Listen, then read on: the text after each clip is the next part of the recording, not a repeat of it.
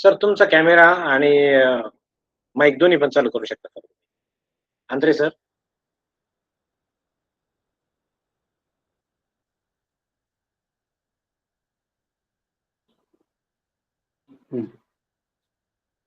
झालं, दिसतं ना? ओके.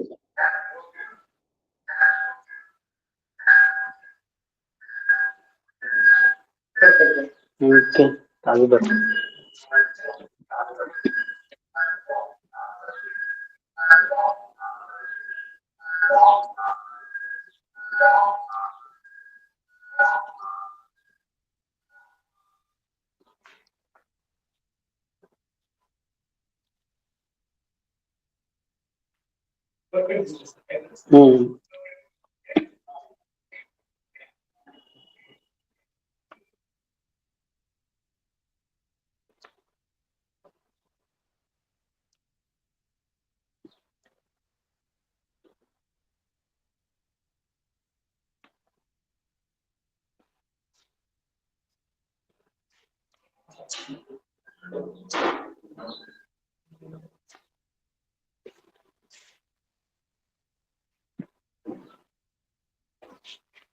मस्त मस्त जॉईन व्हायला पाहिजे ना, आहे की नाही?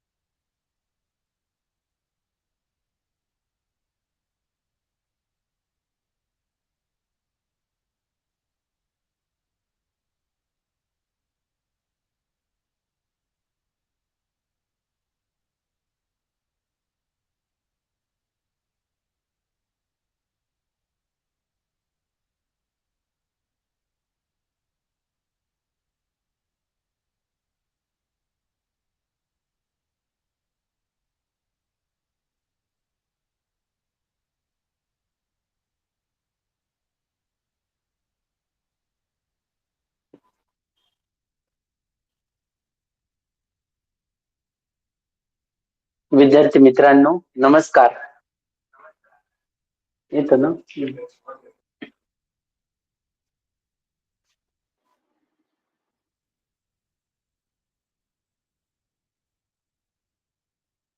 चालू करूया सर आपण.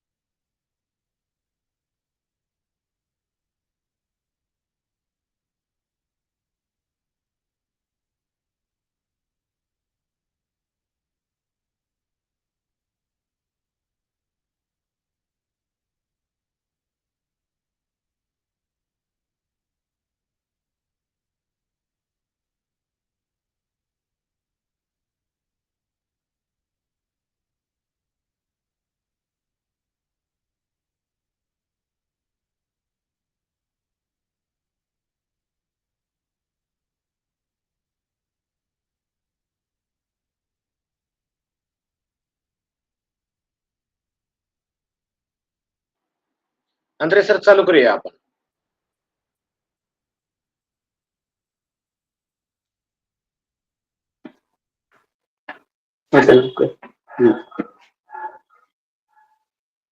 गुड इव्हिनिंग मित्रांनो, सर्वांना माझा नमस्कार. सर्व विद्यार्थी जॉईन झालेलेच असतील. तर मी सुधाकर आंत्रे, जिल्हा परिषद प्राथमिक शाळा एकुर्के, तालुका राहता, जिल्हा अहिल्यानगर.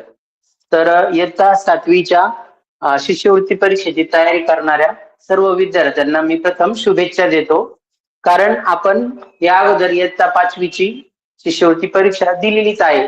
तर आपल्याला या परीक्षेची पूर्व माहिती या अगोदर 5वीला आलेली आहे. आपण या परीक्षेची तयारी करताना भाषा, गणित, इंग्रजी, बुद्धिमत्ता असे 2 विषय 150 मार्काला, एकूण 300 मार्काला असतात. हे आपल्याला या अगोदर माहितीच आहे. तर आपण प्रथम पेपर मधला गणित या विषयावर आज तुम्हाला अपूर्णांक या घटकावर अपूर्णांकाचा अर्थ, वाचन व लेखन याविषयी तुम्हाला माहिती देणार आहोत. तर पेपर 1 मध्ये गणित या विषयासाठी 100 मार्काचं वेटेज आहे. त्यावर 50 प्रश्न असतात आणि या 50 प्रश्नासाठी महत्वाचं वेळेचं नियोजन फार महत्वाचं असतं. आपण शिष्यवृत्तीचा पेपर देताना 1.5 तासामध्ये 75 क्वेश्चन अटेम्प्ट झालेच पाहिजे. त्यासाठी वारंवार सराव करणं महत्वाचं असतं. Practice makes man perfect. जर तुम्ही वारंवार सराव केला, जास्त प्रश्न संच सोडवले, म्हणजे सराव जिल्हा परिषदेकडून ज्या सराव चाचण्या होतात त्यात भाग घेऊन ते व्यवस्थित सोडवले, प्रत्येक प्रश्न संचातील प्रत्येक प्रश्नपत्रिका बारकाईने अभ्यासली आणि सखोल अभ्यास केला तर तुम्हाला निश्चितच 75 प्रश्न 1.5 तासात तुमचे कंप्लीट होतील. आणि जर तुम्ही 75 प्रश्न सोडवले तरच शिष्यवृत्तीला तुम्ही चांगले मार्क्स मिळू शकता, गुणवत्ता यादीमध्ये तुम्ही येऊ शकता. त्यासाठी आपण वारंवार सराव करणं गरजेचं आहे. आणि तुमच्याकडून ज्या चुका होतात, जर वेळेचं मॅनेजमेंट झालं नाही तर घाई गडबडीमध्ये आलेलं उत्तर तुम्ही समजा 15 नंबरच्या प्रश्नाचं उत्तर तुम्ही 16 नंबर समोर गोल करू शकता. OMR मध्ये लिहिताना तुमच्या चुका होतात. त्यासाठी वेळेचं नियोजन जर असलं तर तुम्ही प्रत्येक प्रश्नाचं उत्तर बरोबर त्या नंबर समोर OMR मध्ये गोल रंगवू शकता. आणि घाई जर झाली नाही तर तुम्ही परफेक्टपणे पेपर पूर्ण 75 प्रश्न सोडू शकता. तर यासाठी गणित विषयाचा सराव जास्त केला पाहिजे. त्यामुळे तुम्हाला निश्चितच पेपर सोडवताना त्याचा फायदा होईल. गणित विषय हा अवघड जरी वाटत असला तरी तर फार काही अवघड नसतो, सरावाने तो सोपा होतो. इतर विषयांच्या तुलनेत गणितामध्ये अमूर्त संकल्पना असतात. मग बेरीज, वजाबाकी, गुणाकार, भागाकार, अपूर्णांकाचे गणित, वेगवेगळे लॉजिकवर गणित असतात आणि एका उदाहरणामध्ये 2, 3, 4 अशा अनेक क्रिया कराव्या लागतात आपल्याला. मग त्यावेळेस आपण काळजीपूर्वक महत्वाचं तुमचं गणित प्रश्नपत्रिका सोडवताना पेपर काळजीपूर्वक वाचला पाहिजे. त्या प्रश्नामध्ये नेमकं काय अपेक्षित आहे, काय उत्तर दिलं पाहिजे, कोणती क्रिया केली पाहिजे. कधी कधी तो प्रश्न निगेटिव्ह असतो, परंतु तुम्ही पॉझिटिव्ह समजून लगेच उत्तर तुमचं तयार असतं आणि लगेच पर्याय नंबर 2, 1 काय असेल ते सुरुवातीला पर्याय दिलेला असतो, तुम्ही लगेच तो पर्याय गोल करून उत्तर लिहून टाकता. एकदा चूक झाल्यावर आपल्याला त्यात करेक्शन करता येत नाही. त्यासाठी प्रथम जो प्रश्न आलेला आहे तो प्रश्न काळजीपूर्वक बारकाईने तुम्ही वाचला पाहिजे.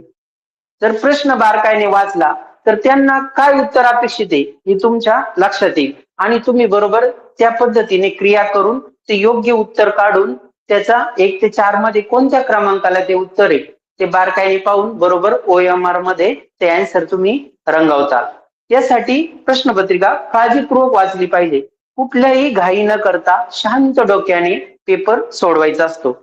गणित विषयामध्ये सावकाशपणे आणि काळजीपूर्वकपणे वाचून जर प्रश्न सोडवले तर आउट ऑफ मार्क ही पडू शकतात.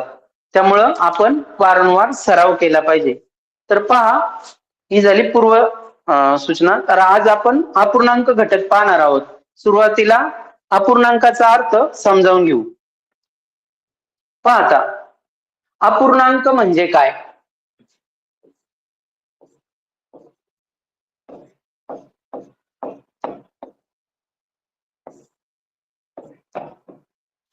सर्व विद्यार्थ्यांना सूचना आहे की सोबत वही आणि पेन ठेवा. जे महत्वाच्या बाबी जे मी सांगतो ते आपण नोट करत चला. जे उदाहरण तुम्हाला सोडवायला सांगणार आहे ते तुम्ही सोडवत चला लगेच.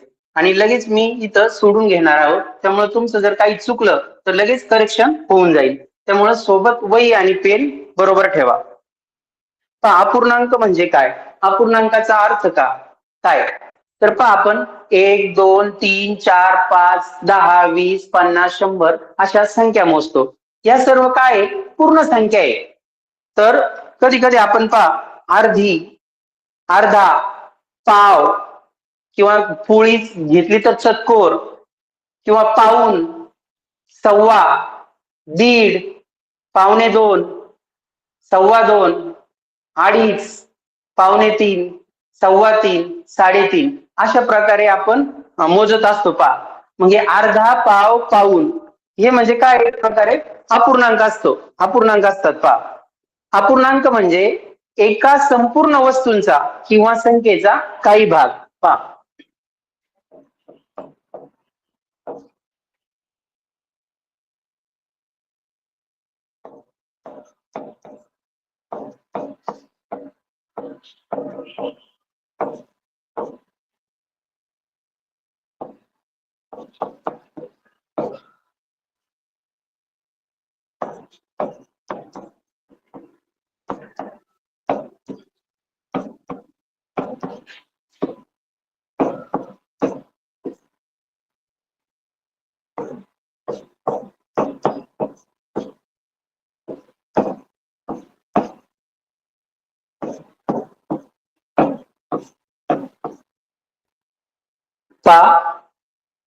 जे महत्वाचे मुद्दे ते लिहून घेत चला.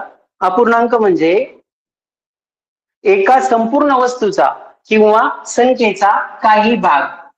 इंग्लिशमध्ये आपण काय म्हणाल? पीस ऑर पार्ट म्हणजे तुकडा, एका वस्तूचा तुकडा. जेव्हा एखाद्या वस्तूचे समान भाग केले जातात त्यातील काही भाग आपण घेतो किंवा वेगळा करतो, काही भाग वेगळा करतो, तेव्हा त्याला आपण अपूर्णांकात दर्शवले जाते पहा. लक्षात ठेवा पहा, जेव्हा एखाद्या वस्तूचे समान भाग केले जातात त्यातील काही भाग आपण घेतो किंवा वेगळा करतो तेव्हा त्याला आपण अपूर्णांकात दर्शवतो. उदाहरणार्थ आपण रोज जेवण करतो पहा मुलांनो, घरी तुम्ही रोज जेवण करतात, आई तुम्हाला पोळी देत असते, भाजी सोबत खाण्यासाठी पोळी देत असते पहा. पोळी म्हणजे एक पूर्ण गोल वर्तुळ असतं पहा.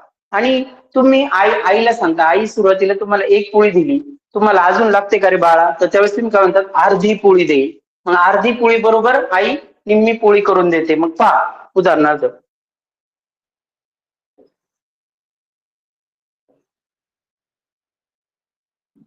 ही पोळी पहा, त्याचे दोन भाग केले मी बरोबर, त्यातली अर्धा भाग पहा, निम्मा भाग रेखांकित केलाय. त्या पोळीचा निम्मा भाग रेखांकित केला पहा. निम्मा भाग म्हणजे अर्धा भाग.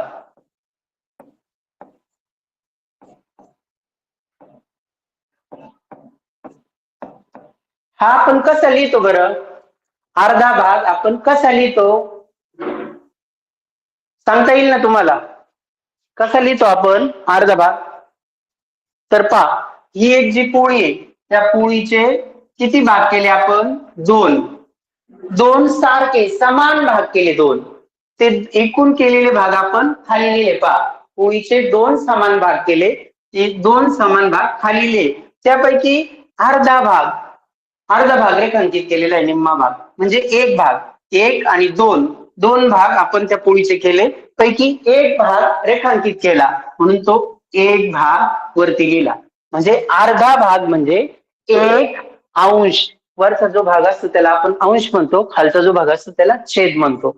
एक अंश छेद दोन म्हणजे अर्धा भाग.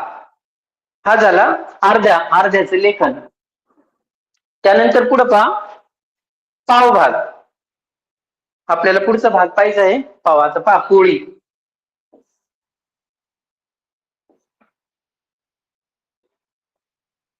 एक पोळी घेतलेली आहे, तिचे आपण समान चार तुकडे केलेले, समान चार तुकडे केलेले.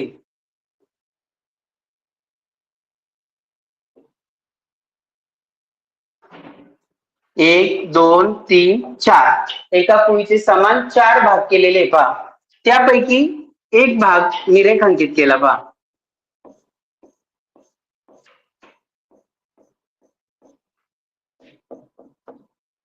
एक भाग रेखांकित केला. तर पहा एकूण पोळीचे किती भाग केले? 4 भाग केले. ते आपण खाली घेतले. त्यापैकी रेखांकित केलेला भाग किती आहे? एक भाग तो वर घेतला. याला आपण काय म्हणतो? 4 भाग केले. 4 समान भागापैकी एक भाग घेतला. म्हणजे 4 तुकड्यापैकी एक तुकडा घेतला. एक तुकडा आपण घेतला म्हणजे पाव भाग. याला आपण काय म्हणतो? पाव. पोळी जर असेल तर तुम्ही घरी काय म्हणतात? चतकुर पोळी दे. आईला काय म्हणतात? मला फक्त चतकुर पोळी दे. तेवढीच आवश्यक आहे मला. म्हणजे पाव भाग. 1/, याचं वाचन आपण 1/4.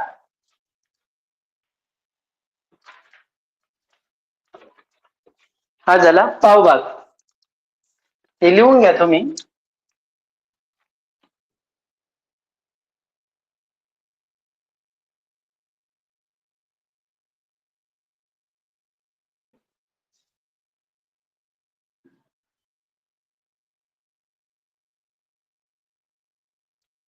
अर्धा भाग झाला म्हणजे 1/2.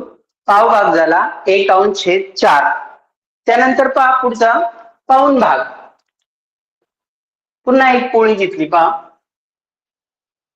किंवा वर्तुळ घेतलं.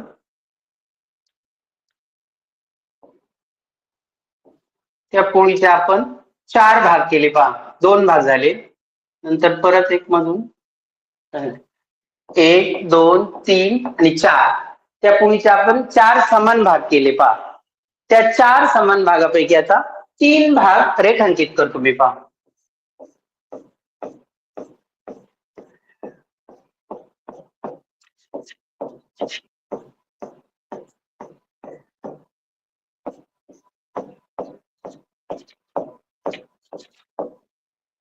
पहा एक पोळी घेतली.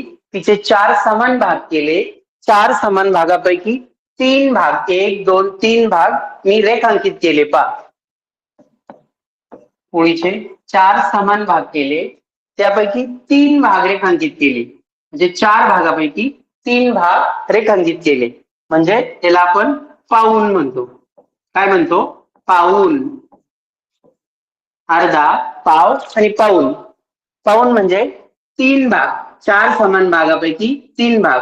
3/4. हे झालं पाऊण. त्यानंतर एक पूर्ण पहा आता.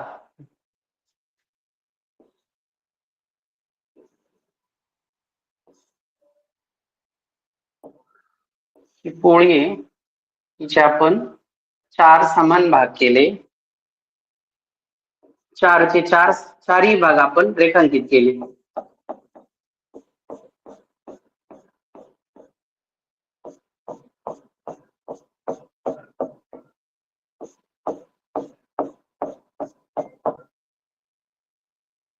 पोळीचे 4ही भाग रेखांकित केले.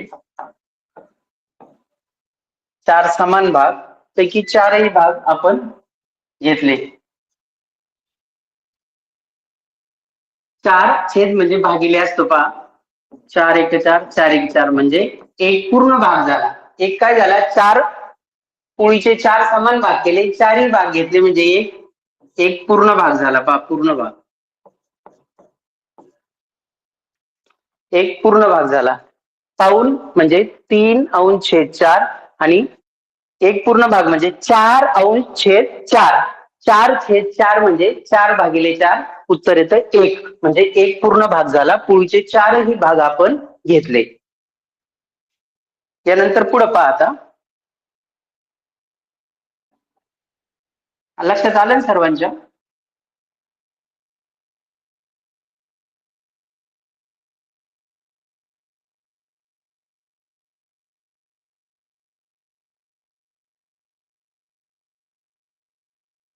आता पहा आपल्याला एक पोळी आणि आणखी पाव भाग वरतून लागतोय. तो कसा घेतो पहा आपण.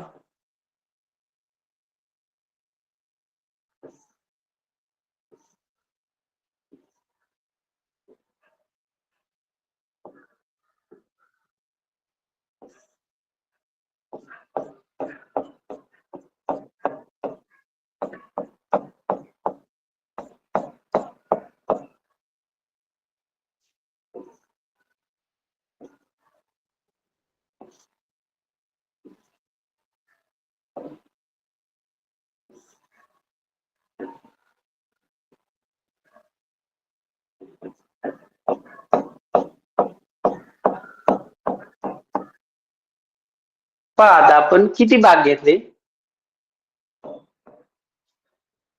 एक पूर्ण पोळी हिचे 4 भाग. एक पूर्ण पोळी म्हणजे 4/4 ही पूर्ण पोळी. आणि त्यानंतर ह्या दुसऱ्या पोळीचे 4 भाग समान केले, त्यापैकी फक्त एक भाग घेतला. म्हणजे किती येईल? ती 4/4 अधिक 1/4. या दुसऱ्या पोळीचे 4 समान भाग केले, ते 4 खाली, पैकी एकच भाग रेखांकित केला. म्हणजे एक भाग आपण विचारात घेतला, म्हणजे 1/4. तर यांचे बेरीज केली तर छेद समान आहे. 4/4 छेद दिला 4, 4 अधिक 1, 4 किती झाले? 5/4. यालाच आपण, हे झालं अंश अधिक अपूर्णांक झाला, याचं आपण पूर्णांकयुक्त अपूर्णांकात जर रूपांतर केलं तर एक पूर्ण पोळी आणि 1/4 असं पण लिहू शकतो आपण. 5/4 ला एक पूर्ण पोळी आणि पावभाग. पावभाग म्हणजे 1/4. याला आपण काय म्हणतो अपूर्णांकाच्या भाषेत? सव्वा. सव्वा म्हणजे एक पूर्ण आणि पावभाग वरती आपण घेतला, त्याला आपण अपूर्णांकाच्या भाषेत सव्वा म्हणतो.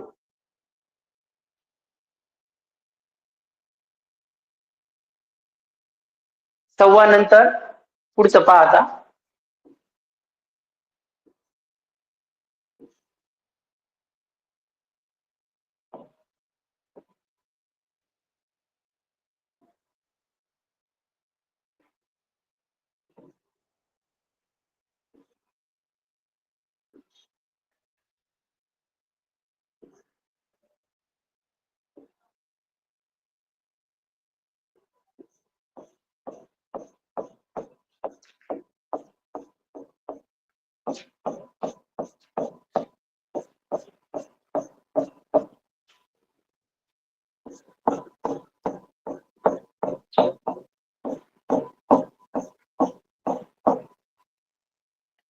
पहा, ही एक नंबरची जी पोळी हिचे 4ही भाग घेतले आपण. पहा, 4 समान भाग केले, 4ही भाग घेतले. आणि ही जी 2 नंबरची जी पोळी आहे तिचे 2 भाग घेतले, 4 समान भाग केले, पैकी आपण 2 भाग घेतले. मग पहा किती झाले एकूण? 4/4 अधिक 2/4.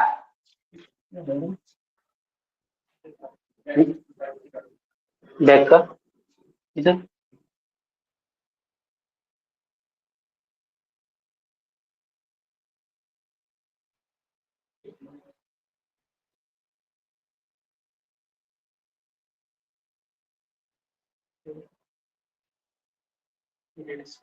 केले का?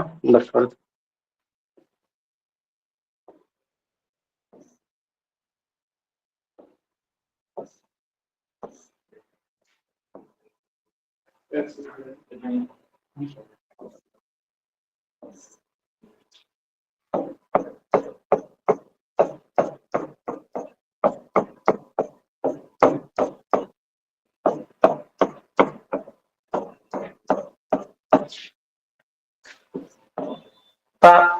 जी एक नंबरची पोळी आपण तिचे 4 समान भाग केले, पैकी 4 भाग घेतले. जी 2 नंबरची पोळी आहे तिचे आपण 4 समान भाग केले, पैकी 2 भाग घेतले.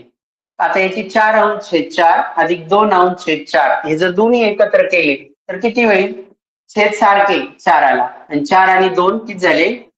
6/4. त्याला आपण काय म्हणतो? दीड. काय म्हणतो? दीड.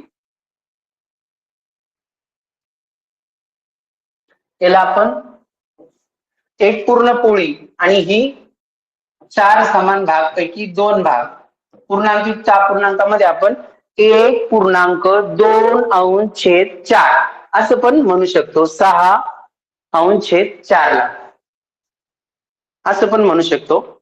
त्यानंतर पुढचं पाहता, शेवटचं आहे.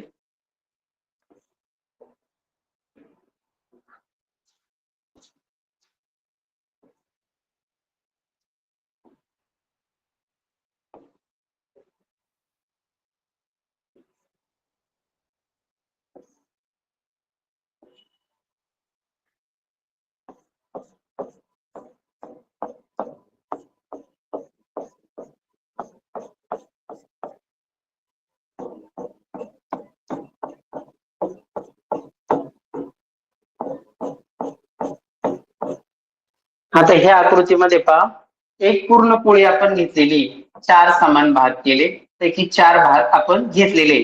नंतर 2 नंबरची पोळी पहा, त्यामध्ये आपण 4 समान भाग केले, पैकी किती भाग रेखांकित केले? 1 2 3 3 भाग रेखांकित केले. तर पहा, 4/4 अधिक 3/4 दोघांची जर आपण बेरीज केली, छेद सारखे 4 4 4 घेतला, 4 अधिक 3 7/4. तर याला आपण काय म्हणतो? 1/2. 1/2 म्हणजे एक पूर्ण आणि दुसऱ्या पोळीचे 3 भाग. एक भाग बाकी, 3 भाग घेतले आणि ह्या पोळीचे 4ही पूर्ण म्हणजे एक पूर्ण आणि पुढचे 3 पाव भाग म्हणजे 1/2 भाग झाले. याला आपण पूर्णांकयुक्त अपूर्णांकामध्ये 1.3/4 असंही लिहू शकतो. एक पूर्ण आणि ह्या 4 समान भागापैकी 3 भाग आपण घेतले म्हणजे 1.3/4. तर पहा, अपूर्णांकामध्ये आपण अर्धा भाग, पाव भाग, पाऊण भाग, एक पूर्ण, त्याच्यानंतर सव्वा, दीड आणि 1/2 असे भाग पाहिले. तर त्याची संकल्पना आपण या ठिकाणी समजून घेतलेली आहे आणि ते कसं लिहायचं ते पाहिलं आपण. तर अपूर्णांकामध्ये आता आपण असं अर्धा, पाव, पाऊण, सव्वा, दीड, 1/2, अडीच, 3.5 असे म्हणतो, म्हणजेच त्याला आपण अपूर्णांक म्हणतो. अपूर्णांकाचा अर्थ तुम्हाला समजला असेल बऱ्यापैकी. त्यानंतर आता आपण पाहणार आहोत अपूर्णांकाचे लेखन.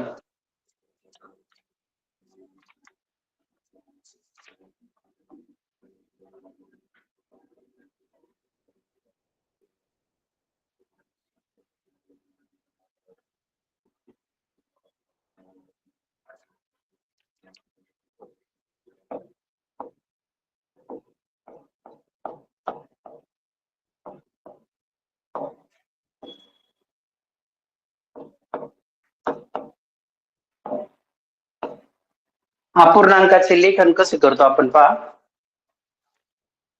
अपूर्णांक लिहिताना आपण 2 संख्यांचा वापर करत असतो पहा. एक संख्या वर लिहितो, तिला आपण काय म्हणतो? अंश. अंश. आणि दुसरी संख्या आपण खाली लिहितो, तिला आपण म्हणतो छेद. छेद. तर मग दोघांच्या मध्ये अंश आणि छेदाच्या मध्ये एक आडवी रेषा असते पहा. अंश म्हणजे काय पहा.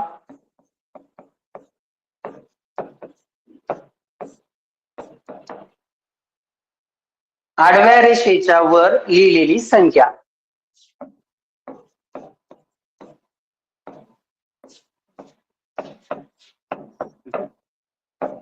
वर लिहिलेली संख्या.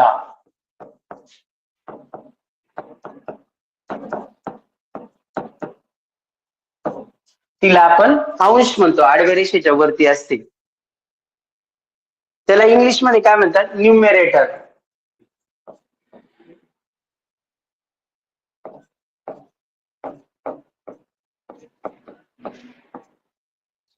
इंग्लिश मध्ये अंशला म्हणतात न्यूमेरेटर.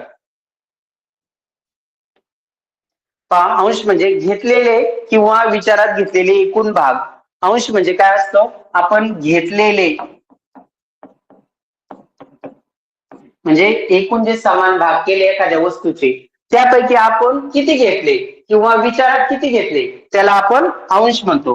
घेतलेले किंवा विचारात घेतलेले.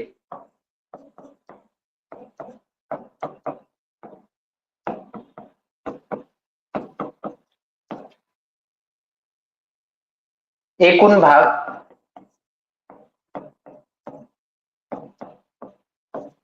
दर्शवितो तो कोण असतो? अंश.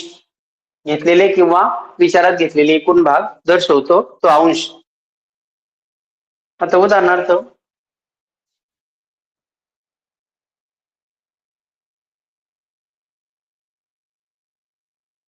आता पुढचा आहे छेद.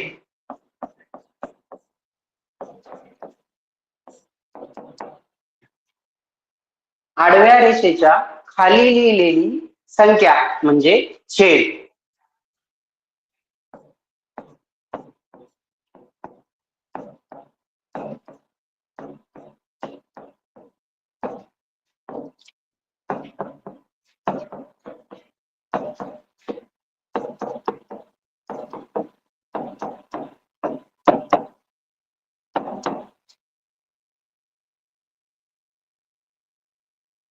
छेदला आपण इंग्रजीमध्ये डिनॉमिनेटर म्हणतो पहा.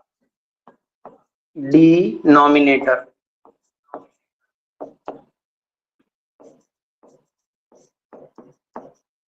लिहून घ्या हे. छेदला आपण इंग्रजीमध्ये डिनॉमिनेटर असे म्हणतो आणि अंशला न्यूमरेटर. पहा, छेद म्हणजे एका वस्तूचे एकूण केलेले समान भाग. जी आपण वस्तू घेतलेली एका वस्तूचे एकूण केलेले समान भाग.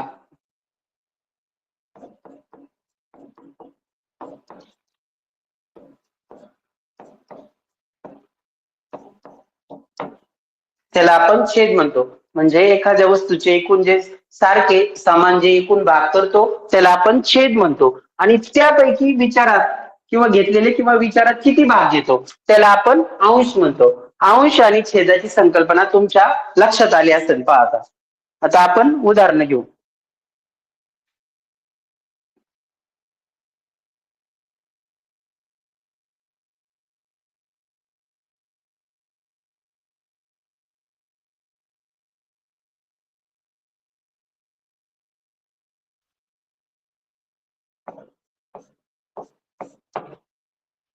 तीन अंश छेद 5.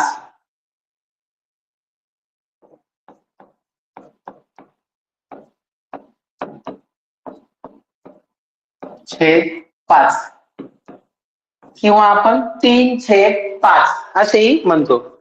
येथे या ठिकाणी 3 हा काय आहे अंश आणि 5 हा काय आहे छेद. रेषेच्या वरती आलेला 3 हा अंश आहे आणि मधल्या रेषेच्या खाली जो आलेला 5 हा छेद आहे. पहा,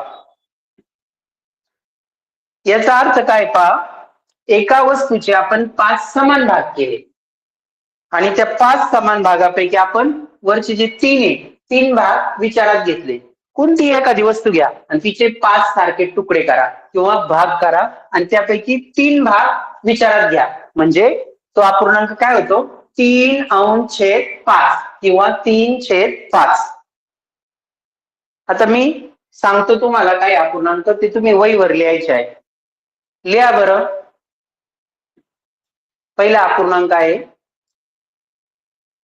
4/7.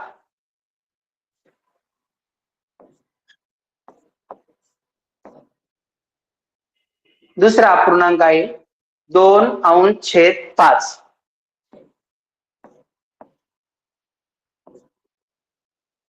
तिसरा अपूर्णांक आहे 3/8.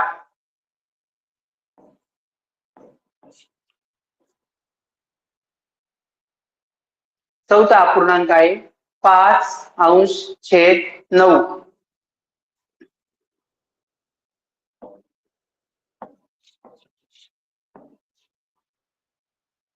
पुढचा अपूर्णांक आहे 7/10.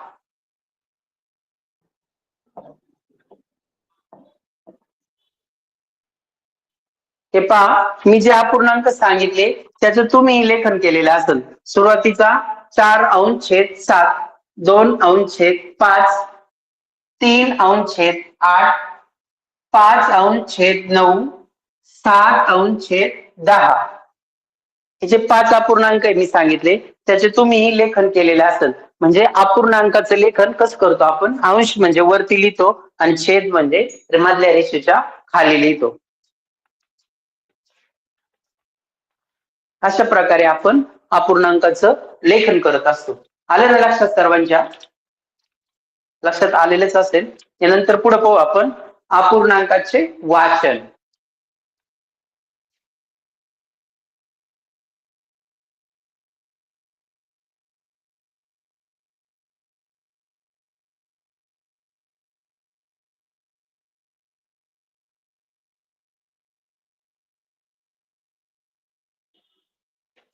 पुढचा जो भाग आहे पहा, अपूर्णांकाचे वाचन.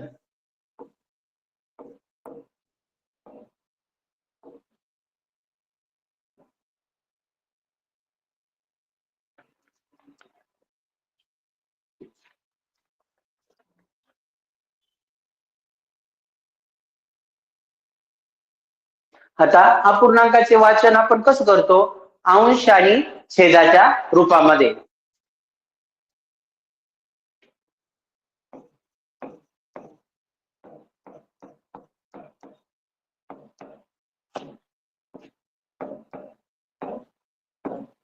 अपूर्णांकाचे वाचन आपण अंश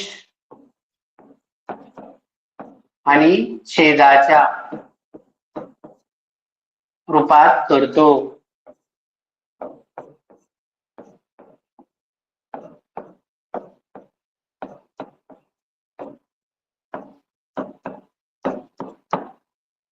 अपूर्णांकाचे वाचन आपण अंश आणि छेदाच्या रूपात करतो.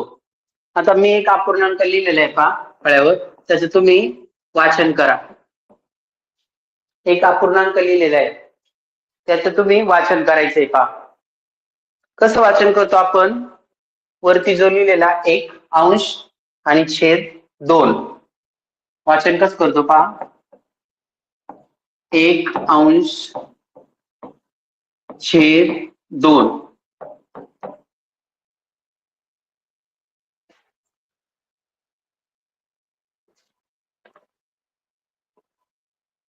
त्यानंतर दुसरा अपूर्णांक लिहितो मी, त्याचं तुम्ही वाचन करायचंय.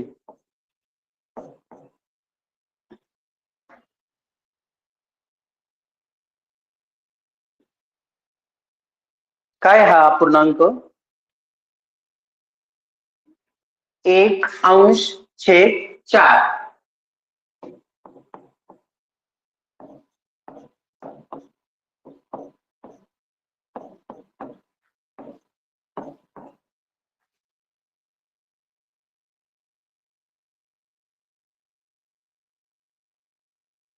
यानंतर तिसरा अपूर्णांक देतो, त्याचं तुम्ही वाचन करायचंय.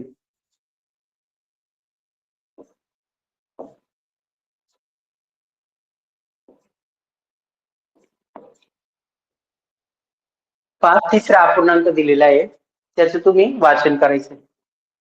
काय वाचन होईल पहा. वरती काय आहे? 3 अंश छेद 4.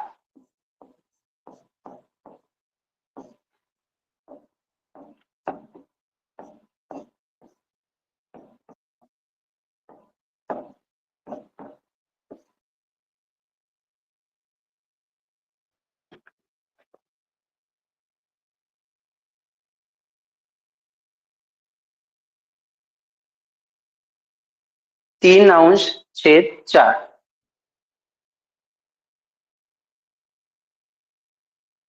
पुढचा आणखी एक अपूर्णांक देतो पहा. या अपूर्णांकाचं वाचन करा. कसं वाचाल? वरती 2 आहे, 2 अंश छेद 3. 2 अंश छेद 3.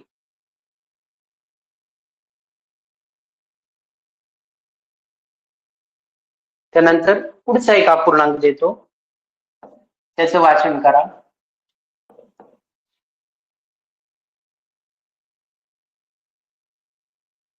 वाचन करा आणि वहीत लिहा तुमच्या. काय पहा रेषेच्या वरती 4 अंश छेद किती आहे? छेद 5. 4 अंश छेद 5. त्यानंतर आणखी एक अपूर्णांक देतो, त्याचं तुम्ही वाचन करा.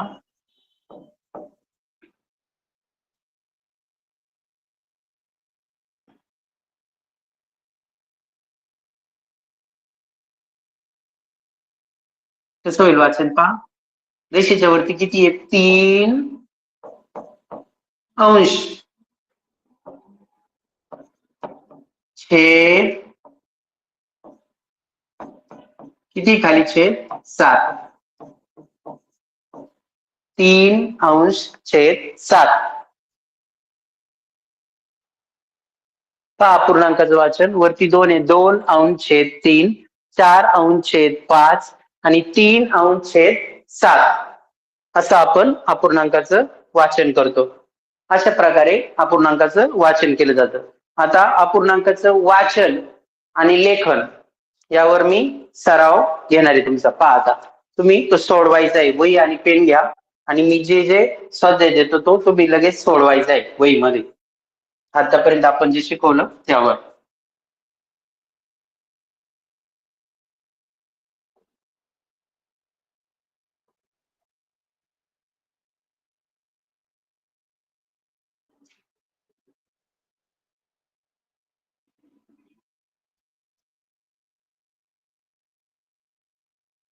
अपूर्णांकाचे वाचन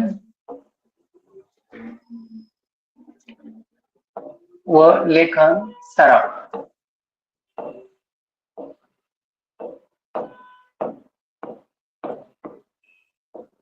सर्वांनी वही पेन घेऊन तयार राहायचे. प्रश्न पहिला आहे.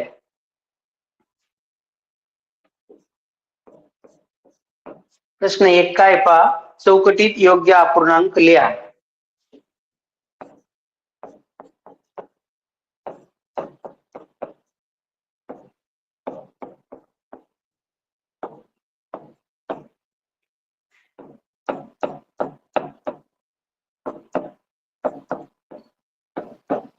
चौकटीत योग्य अपूर्णांक लिहा. त्यामध्ये एक काय 1 नंबर. प्रत्येक भाग 1 अंश छेद 4.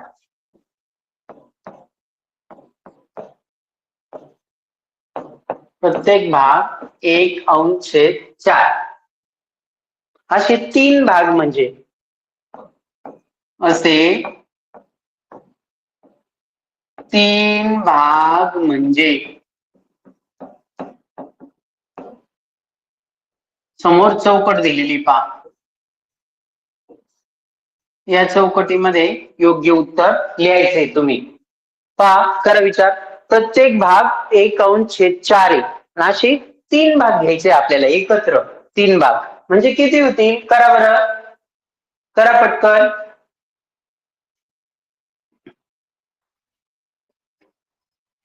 पहा प्रत्येक भाग 1 अंश छेद 4 असे 3 भाग घ्यायचे. 1 अंश छेद 4 अधिक 1 अंश छेद 4 अधिक 1 अंश छेद 4 झाले का? 1 2 3 वेळा घेतले. प्रत्येक भाग 1 अंश छेद 4 असे 3 भाग जे 3 वेळेस घेतले आपण. तर किती झाले पहा. छेद सारखे 4 4 4 छेदाला 4. छेद सारखे असले आपण काय करतो? फक्त अंशाची बेरीज करतो. मग हा एक आणि हा एक. 1 2 आणि 3. 3 अंश छेद 4 हे आलं उत्तर. हे आपण चौकटीत लिहायचे. 3 अंश छेद 4. सोपं आहे की नाही? काय अवघड आहे यात? आलं का सर्वांचं? 3 अंश छेद 4. यानंतर दुसरं आहे पहा. यामध्ये प्रश्न 1 मध्ये 2 नंबरचा आहे. प्रत्येक भाग 1 छेद 13.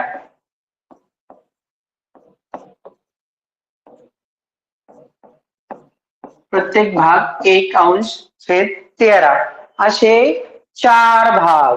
असे किती भाग? 4 भाग. असे 4 भाग म्हणजे असे 4 भाग म्हणजे किती होतील पहा. समोर चौकट दिलेली त्यांनी. करा बरं. करा तुम्ही. प्रत्येक भाग किती आहे? 1 अंश छेद 13 असे 4 भाग घ्यायचे आपल्याला. करा.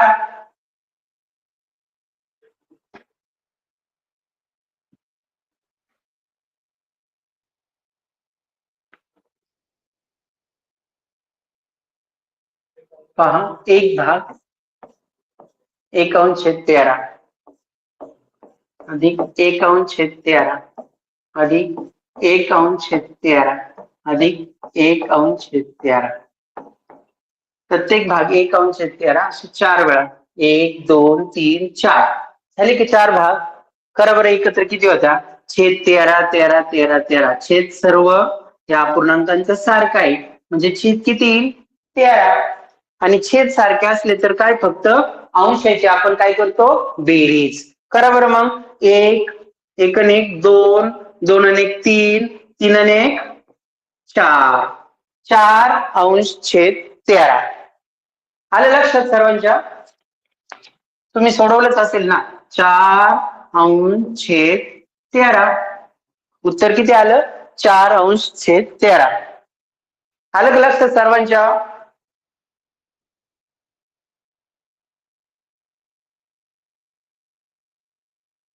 यानंतर दुसरा प्रश्न आहे पाहता. प्रश्न क्रमांक 2 तो आपण पाहणार.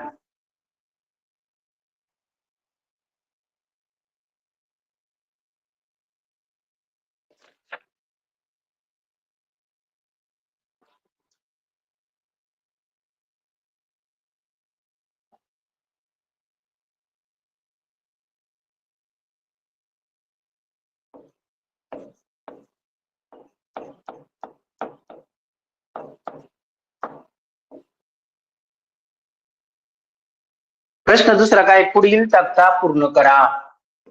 प्रश्न दुसरा काय? पुढील तक्ता पूर्ण करा.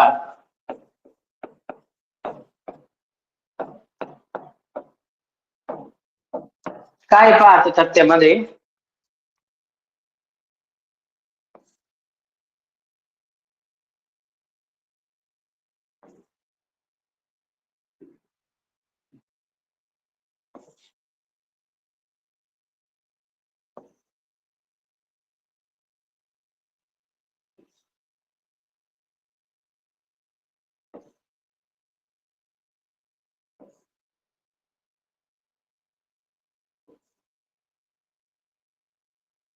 पहा तक्ता दिलेला आहे.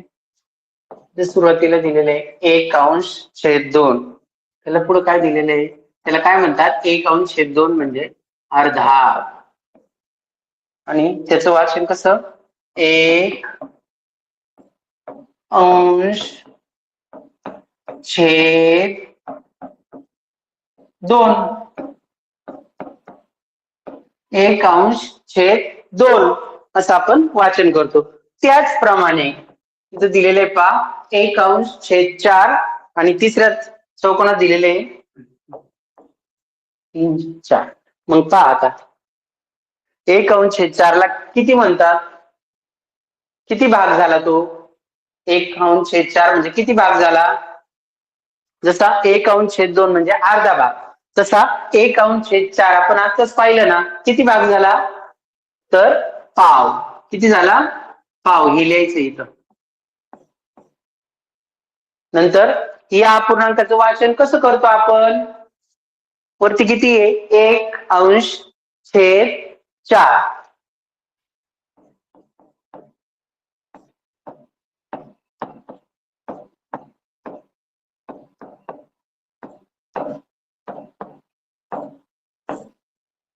हे उत्तर त्यांना भरायचं होतं. तसंच या अपूर्णांकाचं याला किती म्हणतो आपण आणि त्याचं वाचन कसं करायचं ह्या चौकटीत भरायचंय. पहा मग किती हा अपूर्णांक? वरती किती? 3/4. 3/4 म्हणजे किती? आता इथं 1/2 म्हणजे अर्धा, 1/4 म्हणजे पाव. आता 3/4 म्हणजे किती झाले? 4 समान भागापैकी 3 भाग घेतले आपण म्हणजे किती झाले? पाऊण. किती झाले? पाऊण. आता या अपूर्णांकाचं वाचन कसं करायचं? 3/4.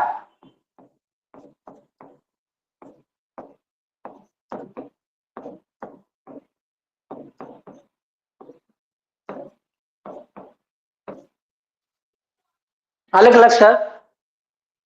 तक्ता पूर्ण करायचा होता. असं हे 4 उत्तर लिहून तक्ता पूर्ण करायचा होता. तो आपण केलाय तक्ता पूर्ण. प्रश्न दुसरा झाला. आता प्रश्न तिसरा पहा. आलं का लक्षात सर्वांच्या? प्रश्न तिसरा पहा आता.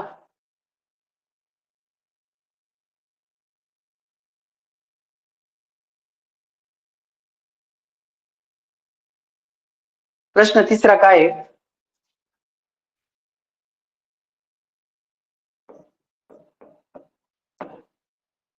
सांगितलेला भाग रंगवा.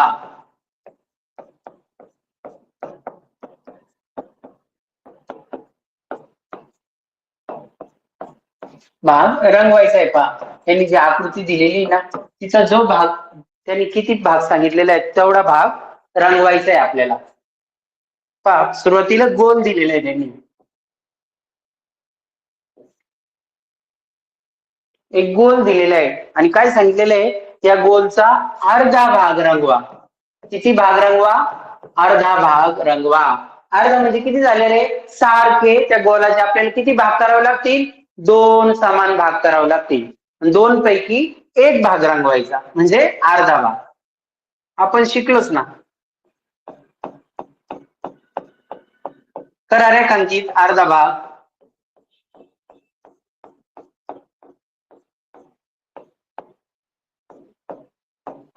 पहा, हा एक भाग आणि हा एक भाग. त्या गोलाचे 2 समान भाग केले. पैकी आपण एक भाग रंगवला. 2 पैकी एक भाग रंगवला म्हणजे अर्धा भाग रंगवला. त्यानंतर पुढे काय दिले? त्यांनी एक चौरस दिलेला आहे आणि त्याचे पाऊण भाग रंगवायला सांगितलेले. 5 चौरस.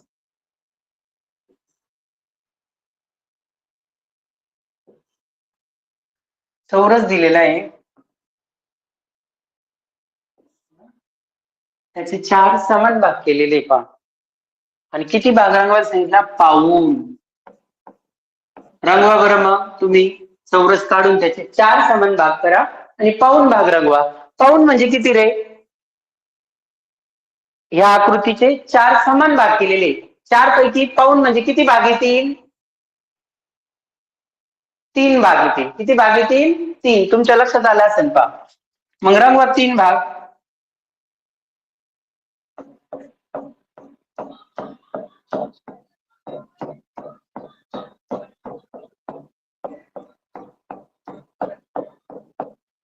एक, दोन, तीन, चार. 4 समान भाग केले. पैकी 1, 2, 3 भाग रंगवले म्हणजे आपण पाऊण भाग त्या चौरसाचा रंगवला. त्यानंतर तिसरी आकृती त्यांनी आयत दिलेला आहे पहा. एक आयत दिलेला आहे. आयताचे पण 4 समान भाग केलेले त्यांनी. आयताचे पण 4 समान भाग केलेले. पैकी किती भाग रंगवायचा सांगितला? पाव भाग. किती भाग रंगवायचे आपल्याला? पाव भाग. रंगवा बरं मग पाव भाग. पाव म्हणजे किती भागाला? आयताचे, ह्या आकृतीचे म्हणजे आयताचे 4 समान भाग केलेले पाव भाग रंगवायचे आपल्याला. म्हणजे 4 पैकी फक्त एक भाग रंगवावा लागेल. पाव म्हणजे पाव भाग.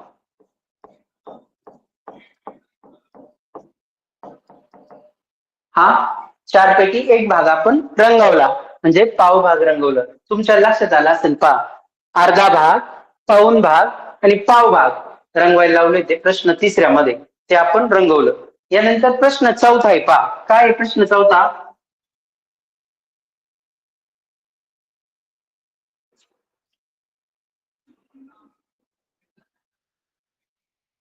प्रश्न चौथा पहा.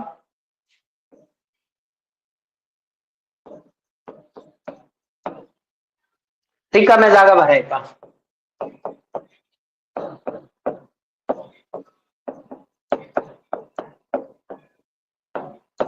काय पहिली रिकामी जागा?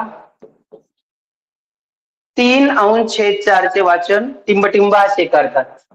3/4 चे वाचन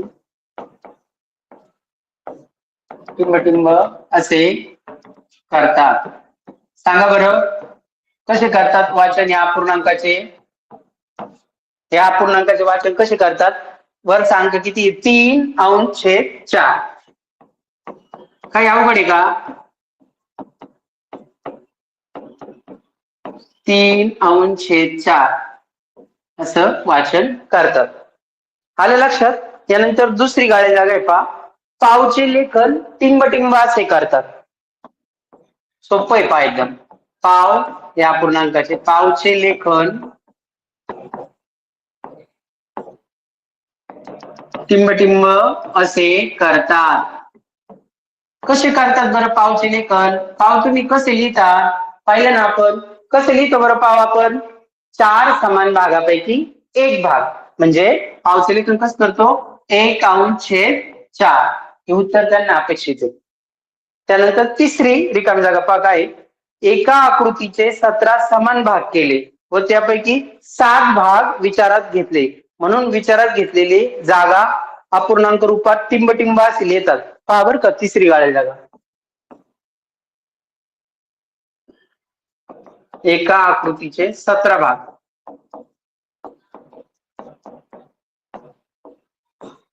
17 भाग केले, 17 भाग केले. पैकी विचारात किती भाग घेतले? 7 भाग विचारात घेतले. पैकी 7 भाग विचारात घेतले. तर कसं लिहायचं बरं ते अपूर्णांकात? ते अपूर्णांकात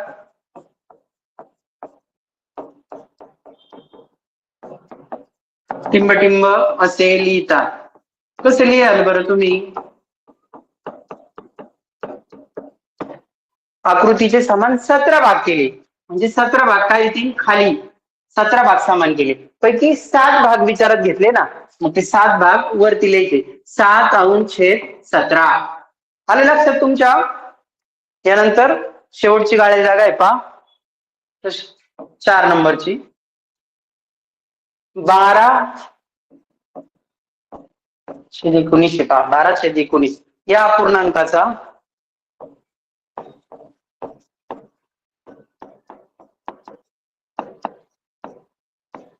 12 हा टिंबटिंब आहे. काय 12 हा?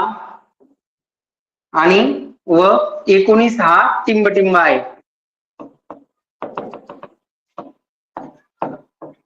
तुमच्या लक्षात आलं असेल, वरती 12 आहे म्हणजे 12 हा काय आहे? अपूर्णांकातला अंश. आणि खाली 19 आहे, रेषेच्या खाली 19 आहे, मग 19 काय आहे? अपूर्णांकातला छेद. आलं लक्षात सर्वांच्या? अशा या 4 गाळ्या जागा होत्या प्रश्न 4 मध्ये. आता प्रश्न 5 आहे पहा.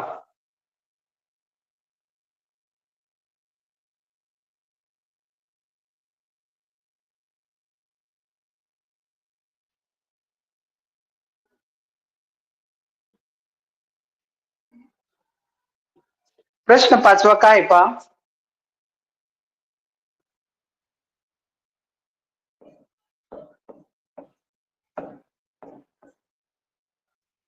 रिकाम्या जागा भरा.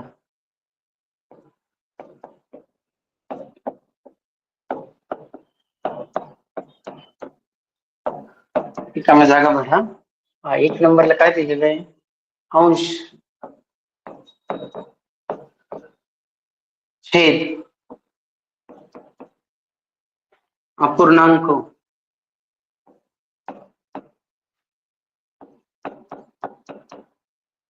लिहायचा तो अपूर्णांक.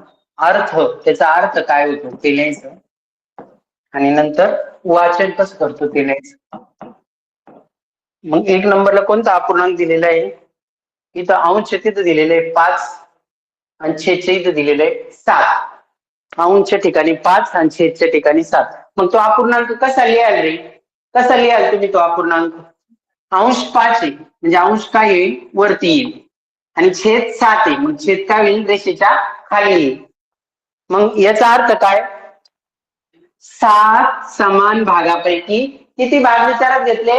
5 भाग. अर्थ काय येईल?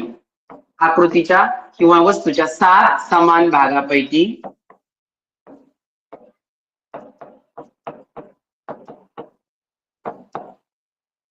7 समान भागापैकी 5 भाग. आकृतीचे 7 समान भाग केले, त्यापैकी आपण 5 भाग घेतले. म्हणजे आणि वाचन कसं होईल याचं? 5 छेद 7. 5/7. असं दुसरा एक दिलेला आहे पहा. इथं 4 दिलेले आणि इथं 9 दिलेले. मग अपूर्णांक कसा होईल तो? अंश 4 आहे 4 वर 3, छेद किती आहे 9, मग छेद काय होईल खाली येईल. अर्थ काय होईल आकृतीच्या 9 समान भाग करायचे. 9 समान भागापैकी किती भाग विचारात घेतले 4. 9 समान भागापैकी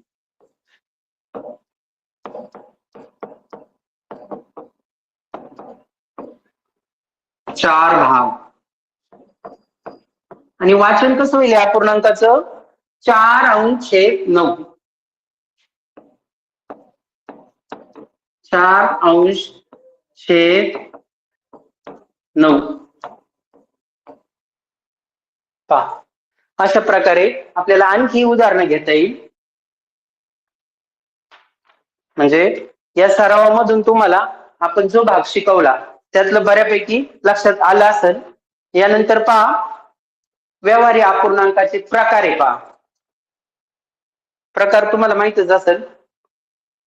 व्यवहारी अपूर्णांक म्हणजे ज्या अपूर्णांकाचा छेद 0 सोडून असतो. पहा 0 सोडून असतो.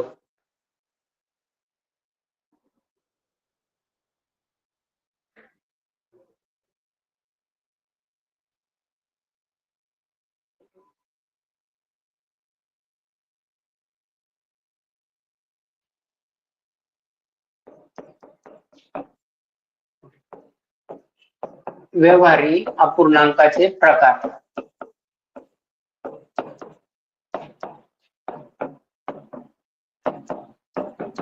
पहिला प्रकार आहे समछेद अपूर्णांक.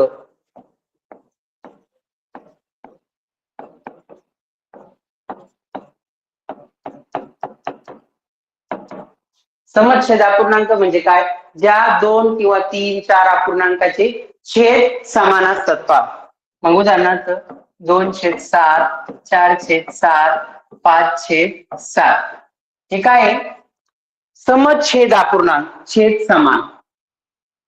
दुसरा काय आहे भिन्न छेद अपूर्णांक.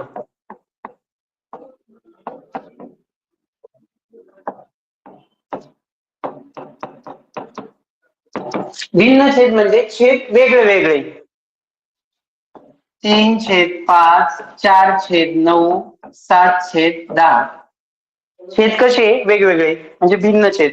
तिसरा अंश अधिक अपूर्णांक.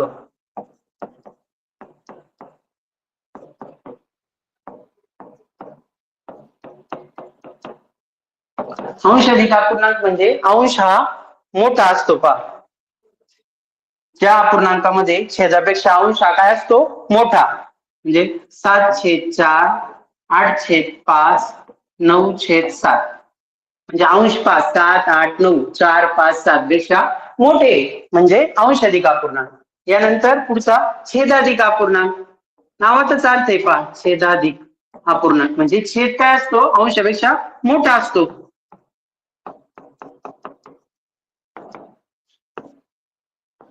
चार छेद 5, 7/10, 8/11.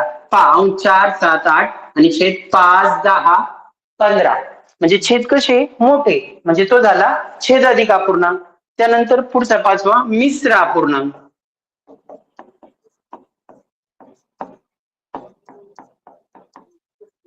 मिश्र अपूर्णांकामध्ये काय असतं पहा मुलांनो, त्यामध्ये पूर्णांक आणि अपूर्णांक असे दोन्ही एकत्र आलेले असतात.